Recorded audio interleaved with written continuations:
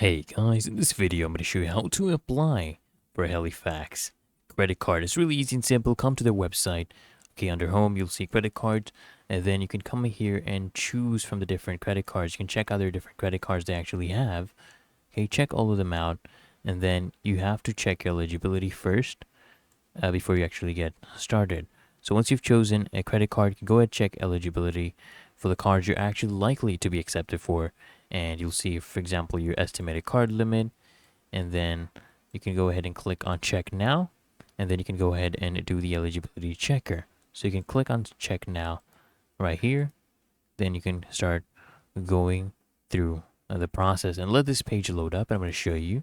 So here, put in your title, your first name, last name, your date of birth, your gender, your marital status, are you a British citizen, and then it'll ask you things like, your information in terms of your employment, how much you make per year, things like that, whether you own real estate. And then once you do that, guys, once you know you're eligible for that card, you can go ahead and select that card and apply for that. And what's going to happen is they'll ask you to fill out the rest of the application.